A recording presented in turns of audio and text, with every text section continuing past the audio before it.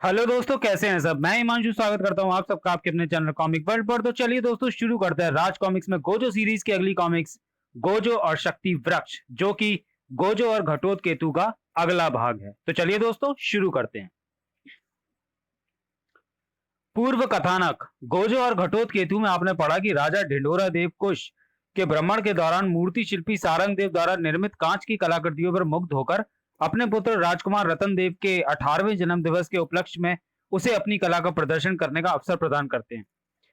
पिजौरा के वन में घटोत्केतु एक वर प्राप्त करता है, जिसके कारण उसके शरीर में प्रत्यास्था यानी लचीलेपन के गुण प्रकट होते हैं। गोजो से उसकी भिड़ंत के दौरान उस समय घटोत्केतु भाग जाता है। इधर रतन देव अपनी तीरंदाजी के फन का कमाल दिखाकर मूर्ति का अनावरण करता है, तो सभी उसे देखकर चमत्कृत हो उठते हैं, क्योंकि कांच की दिखाई पड़ती हुई मूर्ति तो जीती जागती कंचन निकलती है। रत्नदेव उस पर मुग्ध हो जाता है। अब पता चलता है कि जगन्या की खलनायक सेना के विषय में घटोत्केतु भी खलनायक सेना का ही एक जबरदस्त लड़ाकू होता है। घटोत्केतु पर नजर रखने का कार्य जगन्या एक उल्लू बुकालू को सौंपता है। सॉरी। इधर गोजो अपनी खो चुकी 3 शक्तियों गुरु घंटाल बिल्लौरा और तीसरी आंख को पुनः प्राप्त करने के विषय में सोचता हुआ महर्षि तप्तमुखी के पास पहुंचता है। इसके लिए तो मैं विवाह करना होगा, किंतु त्रिमहर्षि के शाप के अनुसार विवाह करते ही तो मृत्यु को प्राप्त होगे। किंतु गोजो इस असंभव कार्य को अंजाम देने का वादा करके निकल पड़ता है। इधर राजा ढिंढोरा देव सारंग देव के सम्मुख उनकी पुत्री कंचन के साथ राजकुमार रत्न देव के विवाह का प्रस्ताव रखते हैं, किंतु वे चिंतित भी हैं कि ऐसा करते ही पूर्व भविष्यवाणी के अनुसार 7 दिनों के अंदर ही रत्नदेव की मृत्यु हो जाएगी। तब सारंगदेव बताता है कि मेरी पुत्री को सदा सुहागन रहने का वर प्राप्त है।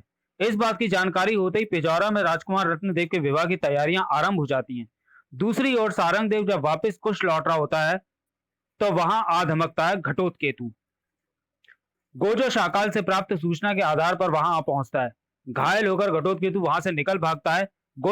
गोजो उसका पीछा करता है, लेकिन जब गोजो की शाकाल शक्ति उसे लेकर वहां पहुंचती है तो घटोत्केतु गायब मिलता है।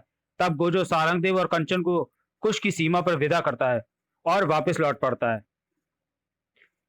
इसके आगे क्या होता है, यह प्रस्तुत चित्रकथा में पढ़ें।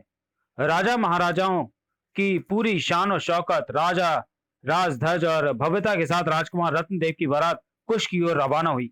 बारात में शामिल थे कई देशों के राजा महाराजा, राजकुमार व महर्षि तप्तमुखी इत्यादि जैसे महत्वपूर्ण व्यक्ति, और खुद गोजो। बारात की छटा देखते ही बन रही थी। अग्नि मंथन के लिए हुए पृथ्वी सम्मेलन के बाद आज हम सबको एक बार फिर एकत्रित होने का अवसर मिला है।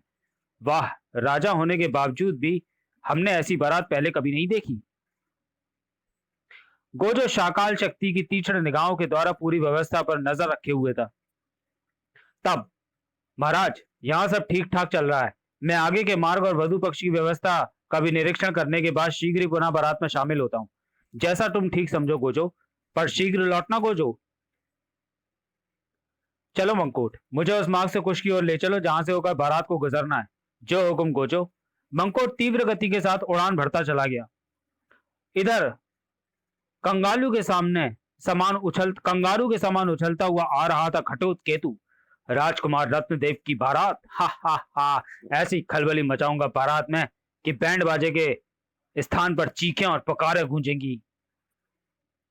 बारात में अकस्मात ही शामिल हो गया एक बिन बुलाया मेहमान, और मेहमान भी ऐसा खतरनाक कि थम थम थम थम, अरे ये कौन है? ये गेंद के समान उछल कैसे रहा है? मस्तक पर पड़ी अंकुश की जबरदस्त चोट से तिलमिला उठे गजराज। इन उत्तेजित हाथियों को रोकना अब किसी के भूते में नहीं होगा। हा हा हा हा हा। उत्तेजित भीड़ को रौंदता हुआ भाग पड़ा हाथी। अरे हाथी पागल हो गया, क्रिया ई ओ भागो। स्तब्ध रह गए राजा ढिंढोरा देव। फचाक। ये तो वही घटोत्केतु लगता है जिसके बारे में गोजो से सुना था। घटोत्केतु? ओ। उसी समय घटोत्केतु ने एक अन्य हाथी के मस्तक पर वह शक्तिशाली प्रहार किया। हा हा हा हा हा हा। अरे रे, मस्तक पर पड़ी चोट से ये कुपित हो गया है। क्या? उफ, आ! थम थम थम थम। राजकुमार रत्नदेव की नसों में बहते रक्त में उबाल आ गया। मैं इस शैतान को अभी गिराता हूं। लेकिन रत्नदेव का दुर्भाग्य की तीर के घटोत्केतु तक पहुंचने से पूर्व ही राह में आ गई आकाश में विचरती हुई चील। उफ! ओ, ये शानदार निशाना राजकुमार रत्नदेव ने लगाया है। रत्नदेव के दूसरे तीर ने भेद डाला घटोत्केतु को। ओह, इसके निशाने की तारीफ तो मैं जरूर करूंगा, लेकिन अफसोस यह है कि मेरे शरीर से स्पर्श करके शस्त्र रबड़ का बन गया है। घटोत्केतु ने रबड़ के तीर को नीचे उछाल फेंका। इधर बुरी तरह उत्तेजित हाथियों ने तबाही मचानी आरंभ कर दी। बचाओ! महावत कुपित हाथियों को नियंत्रित करने का असफल प्रयास कर रहे थे। हिक हुक, ठहर जा शैतान। सैनिकों की संख्या तो हजारों में थी, मगर कोई करे तो क्या करे, इन उत्तेजित हाथियों को रोके तो कैसे। उफ! इधर पगलाया सा रथ की ओर दौड़ा आ रहा था वह हाथी। ओ, ये तो इसी ओर दौड़ा चला आ रहा है। रथवान, रथ को इसके रास्ते से अलग करो। अगर मैंने ऐसा प्रयास किया तो कई लोग रथ के नीचे आकर कुचल जाएंगे महाराज। हाथी की जबरदस्त टक्कर से रथ के टुकड़े टुकड़े हो जाने में अब कतई विलंब न था। क्रिया! रथ को छोड़ देना ही शेष करोगा महाराज। वायु वेग के समान गोजो वहां पहुंचा। जुड़ोगा, अपनी शक्ति मुझे दो। जो आदेश गोजो। गोजो, तुम्हें ही सर्वप्रथम रोकना आवश्यक है। जुड़ोका को युद्ध में एक ही दुश्मन पर दूसरा बार नहीं करना पड़ता। इधर घटोत्कचु को रोकने की सैनिकों की असफल चेष्टाएं जारी थी। मेरा यहां का काम खत्म हुआ। मारो इसे, खत्म कर दो इसे।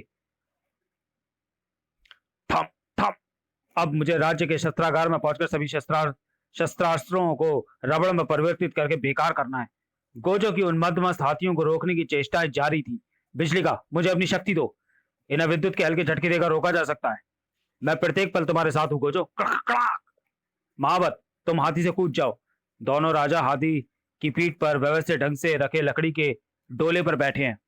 इन पर बिजली का शक्ति के झटकों का असर नहीं होगा। गोजो, इसे रोको। उफ, काश इस समय तीसरी आंख को गुरु घंटाल मेरे साथ होते। मंकोट! गोजो ने पुकारा मंकोट को, और मंकोट पर सवार हो गया गोजो। मंकोट, इन पागल हाथियों को तुम अपने शरीर से निकले चिपचिपे पदार्थ की मदद से रोको। मैं इन पर सवार गणमान्य लोगों को कूदने को कहता हूं। शाबाश मंकोट। उफ! तब तक सैनिकों का एक अन्य जत्था भी वहां पहुंचा और जकड़ दो इन्हें जंजीरों में। हाथियों पर तो नियंत्रण पा लिया गया, लेकिन तब तक हाथी जो तबाही मचा चुके थे, उसका रूप बेहद भयानक था। इन्हें फौरन चिकित्सा की जरूरत है महाराज। राज चिकित्सालय में इनकी पूरी चिकित्सा होगी गोजो। मेरी टांगे हाथी ने कुचल डाली। विशेष घोड़ा गाड़ियों में घायलों को राज की चिकित्सालय ले जाया जाने लगा। घटोत्केतु, तेरा भाग्य तुझे हर बार मेरे हाथों से बचा रहा है, मगर मैं भी देखूंगा कि आखिर भाग्य कब तक तेरा साथ देगा। तत्काल ही, गोजो, ये सब क्या हुआ? इस सारी तबाही के पीछे घटोत्केतु है महाराज। उसे इस तबाही का हिसाब अपने रक्त से देना होगा। किंतु राजन, राजकुमार रत्नदेव के विवाह की रस्म तो पूर्ण करनी होगी। विवाह? हरगिज नहीं महर्षि। मैं घटोत्केतु की खोज करके जब तक उसका अंत। मैं तुम्हारी भावनाओं को समझता हूं राजकुमार रत्नदेव, किंतु राज परिवार के किसी व्यक्ति के विवाह के मुहूर्त को टाला नहीं जा सकता। यह विवाह आज ही और उसी मुहूर्त में मगर पूर्ण सादगी के साथ संपन्न होगा। किंतु महर्षि ठीक कहते हैं बेटे। यह विवाह सादगी पूर्ण ढंग से होगा और आज ही, क्योंकि जिस कन्या से तुम्हारा विवाह संभव है वो केवल कंचन है। और राजकुमार रत्नदेव, घटोत्केतु के अंत के लिए तुम्हें गोजो पर भरोसा करना चाहिए। गोजो, जब तक हम वधु को लेकर लौट नहीं आते, यहाँ की व्यवस्था तुम्हें ही देखनी होगी। आप निश्चिंत होकर जाएं महाराज। कैसी विडंबना है। आहों और चीखों पर से होकर गुजर रही है मेरी बारात। चलो रथवान। पिछली बार मुझसे युद्ध में घटोत्केतु की चमड़ी को बहुत हानि पहुंची थी, किंतु इस बार उसके शरीर पर वैसा कोई चिन्ह मुझे दिखाई नहीं पड़ा था। घटोत्केतु की लचीली चमड़ी के पीछे क्या रहस्य है? जंगल में रखे उस पिंजरे का क्या रहस्य था जिसमें शाकाल ने घटोत्केतु को प्रवेश करते देखा था? उस वक्त अगर शाकाल मुझे फौरन ही बुलाने चला आता तो शायद उसे कुछ और नहीं बातों का भी पता चलता। ओ, शाकाल लौट रहा है। इसे मैंने उस वक्त घटोत्केतु के पीछे भेज दिया था जिससे वह मुझे क्रोधित हाथियों को नियंत्रित करना था। यह अवश्य घटोत्केतु के विषय में नई जानकारी लेकर आया होगा। वायु वेग के साथ शाकाल गोजो के शरीर में समा गया। गोजो, घटोत्केतु को कुश की ओर रवाना होते देख मैं उसकी मंशा समझ गया और तुरंत ही लौट आया। सुनकर बेइंतहा चौंक पड़ा गोजो। कुश की ओर? ओह, वह एक बार पहले भी सारंग देव की पुत्री कंचन पर अपनी कुदृष्टि डाल चुका है। शायद इसलिए उसने राजकुमार रत्नदेव को बारात में विघ्न डाला। मुझे तुरंत कुछ जाना होगा। मंकोट मंकोट कुश की ओर तुरंत प्रस्थान करो। गोजो के लिए कुश की ओर तीव्र गति के साथ उड़ चढ़ा मंकोट। इधर कुश मैं दुख भरा वह समाचार सुनकर हतप्रभ रह गया सारंग देव, और तब सादगी से विवाह की घोषणा की गई। सारंग देव ने कंचन की सबसे प्रिय सहेली प्रियमवदा को कंचन को लाने का आदेश दिया ताकि ठीक मुहूर्त पर विवाह संपन्न हो सके। प्रियमवदा को गए अभी कुछ ही क्षण बीते होंगे कि एक तेज चीख लग्न मंडप तक गूंज उठी। चीख की आवाज कंचन के कक्ष की ओर से ही आई है और प्रियमवदा की है। न जाने क्या बात है। क्या बात है प्रियमवदा, तुम चिल्लाई क्यों थी? और कंचन कहाँ है? चाचा जी, वो कंचन गायब है और कक्ष में उसे दुल्हन के रूप में तैयार करने वाली सभी सखियां मूर्छित पड़ी हैं। उफ, कहीं उस शैतान ने। कुछ कहते कहते रुक गया सारंग देव। क्या? सभी के लिए समाचार दोहरा झटका था क्योंकि कक्ष से सचमुच कंचन गायब थी। आह पिताजी, लगता है मेरे विवाह का मुहूर्त शुभ नहीं। एक के बाद एक अशुभ घटनाएं इस बात का सबूत है। व्यथित ना हो पुत्र, सब ठीक होगा। ओह, क्या मेरे पुत्र के भाग्य में विवाह नहीं लिखा है? सहसा ही राजकुमार रत्नदेव की आंखों में एक निश्चय नजर आने लगा।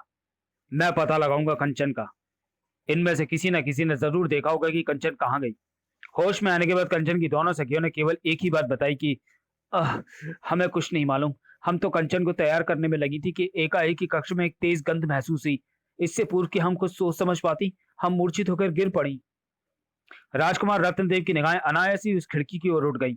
खिड़की के पास, खिड़की के पट में ये क्या फंसा है? ओ, ये तो कोई पंख है। ये पंख तो किसी चील या बाज का लगता है। ये पंख यहाँ कैसे आया? यह पंख तो किसी उल्लू का भी हो सकता है पुत्र।